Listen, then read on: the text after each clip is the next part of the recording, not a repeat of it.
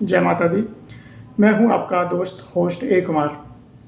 आज हम जानेंगे मंकी पॉक्स के बारे में। क्या होती है मंकी पॉक्स बीमारी, जिसमें हम जानेंगे कि मंकी पॉक्स बीमारी फैलती कैसे है, क्या कारण है इसके फैलने का और इसके क्या लक्षण होते हैं, और मंकी पॉक्स बीमारी का क्या उपचार है। अगर मंकी पॉक्स बीमारी हो जाए तो किन समस्याओं का सामना करना पड़ सकता है और इसके क्या बचाव हैं।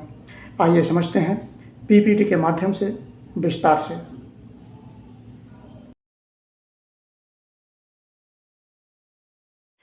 मंकी पॉक्स एक आर्थ्रोपॉक्स वायरस संक्रमण दुर्लभ बीमारी है जो कि चेचक या चिकन पॉक्स के समान दिखाई देती है।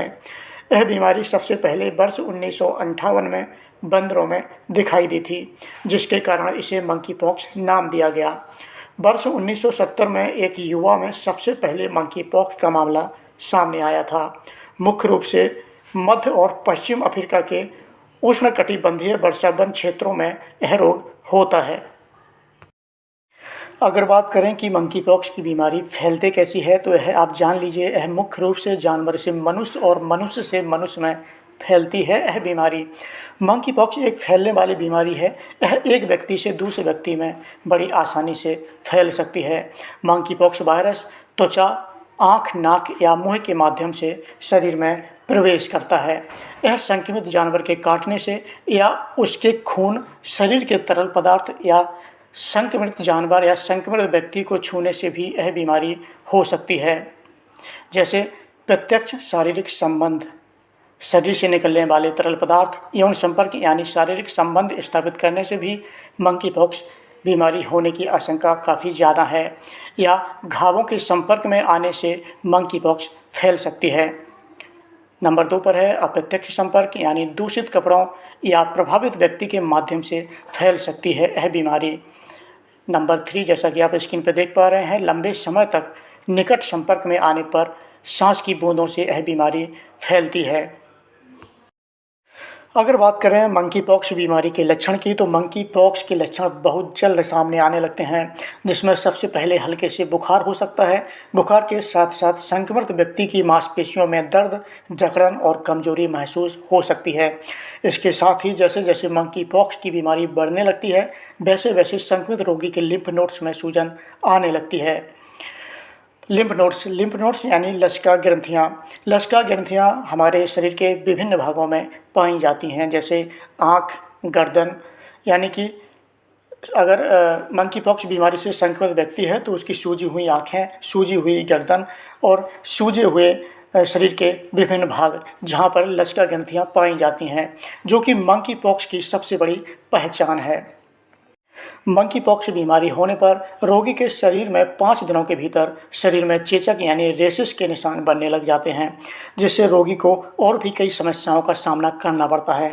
मंकी पॉक्स होने पर रोगी को यह प्रमुख लक्षण दिखाई देते हैं, जैसे बुखार, बार बार तेज बुखार आना, त्वचा पर चकत्ते, चेहरे से शुरू होकर पैर, हथेलियों और तलवों तक, यानी चकत्ते अक्सर चेहरे पर शुरू होते हैं और फिर शरीर के अन्य भागों में फैल जाते हैं। सूजी हुई लसिका ग्रंथियाँ, सिर दर्द होना, मांसपेशियों में दर्द, थकावट होना, पीठ दर्द होना, गले में खराश और खांसी होना। यह कुछ प्रमुख लक्षण है मंकी पॉक्स बीमारी के, जो संक्रमित व्यक्ति में आमतौर पर देखे जाते हैं। यदि कोई व्यक्ति पिछले 21 दिनों में किसी ऐसे व्यक्ति के संपर्क में आया हो जो मंकी पॉक्स से ग्रस्त हो और उनमें यह लक्षण दिखाई दें, तो तुरंत चिकित्सकीय सहायता लेनी चाहिए। वैसे तो मंकी पॉक्स 21 दिनों के भीतर अपने आप ठीक हो जाती है। गंभीर मामलों में रोगी को अस्पताल में दाखिल करवाना पड़ता है। यदि किसी व्यक्ति को मंकी पॉक्स बीमारी हो गई है तो उसे कुछ परेशानियों का सामना करना पड़ सकता है, जैसे आंखों में दर्द या धुंधली दृष्टि होना, सांस लेने में कठिनाई, सीने में दर्द, बार बार बेहोश होना या दौरे पड़ना, पेशाब में कमी होना। अगर बात करें ऐसे व्यक्तियों की जो पहले से कई बीमारियों से ग्रसित हैं, उन व्यक्तियों को मंकी पॉक्स के संक्रमण के गंभीर प्रभाव पड़ने की अधिक संभावना है, जैसे कोमोर्बिडिटी यानी एक ऐसा व्यक्ति जो एक ही समय पर एक से अधिक गंभीर बीमारी का शिकार हो। कम इम्यूनिटी वाले व्यक्ति, यानी कि ऐसे व्यक्ति जिनकी इम्यूनिटी बहुत कम है, ऐसे व्यक्तियों में मंकी पॉक्स के संक्रमण के गंभीर प्रभाव पड़ने की अधिक संभावना है। यदि आपके परिचित को मंकी पॉक्स बीमारी है तो दिए गए दिशा निर्देशों का पालन करें। जैसा कि आप स्क्रीन पर देख पा रहे हैं, संक्रमित व्यक्ति को आइसोलेट करें एवं मरीज से अन्य व्यक्तियों को दूरी बनाकर रखनी चाहिए। संक्रमित व्यक्ति के नाक और मुंह को मास्क से ढकना चाहिए एवं त्वचा के घावों को चादर या गाउन से ढककर रखें। जांच की पुष्टि के लिए तुरंत स्वास्थ्य सुविधा को सूचित करें। संक्रमित व्यक्ति द्वारा इस्तेमाल किए गए चादर, कपड़े या तौलिया जैसी दूषित सामग्री के संपर्क में आने से बचना चाहिए। साबुन और पानी या अल्कोहल आधारित सैनिटाइजर का उपयोग करके हाथों की स्वच्छता बनाए रखें, यानी कि हाथों को अच्छे से साफ करते रहें।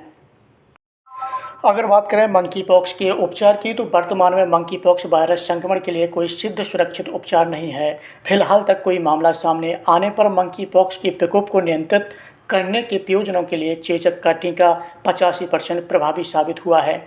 इसके अतिरिक्त एंटीवायरल और वैक्सीन या इम्यून ग्लोबुलिन का उपयोग किया जा सकता है, जो कि डॉक्टर्स आवश्यकता अनुसार इसका उपयोग करते हैं। अब बात करते हैं मंकी पॉक्स वायरस से बचाव की। हाँ, मंकी पॉक्स से अपना बचाव किया जा सकता है, लेकिन इसमें कितनी सफलता मिलेगी इस बारे में कुछ स्पष्ट नहीं कहा जा सकता। स्वयं को मंकी पॉक्स वायरस के संक्रमण से बचाने के लिए आप निम्नलिखित कई उपायों को अपना सकते हैं। जैसे उन जानवरों के संपर्क में आने से बचना चाहिए जो वायरस को शरण दे सकते हैं। उन जानवरों सहित जो बीमार हैं या उन क्षेत्रों में मृत पाए गए हैं जहां मंकी पॉक्स हो सकता है। किसी बीमार जानवर के संपर्क में आने वाली किसी भी सामग्री जैसे बिस्तर के संपर्क में आने से बचना चाहिए। संक्रमित रोगियों को अन्य लोगों से अलग करें जिन्हें संक्रमण का खतरा अधिक हो सकता है। संक्रमित जानवरों या मनुष्यों के संपर्क में आने के बाद हाथ की अच्छी तरह से सफाई करें।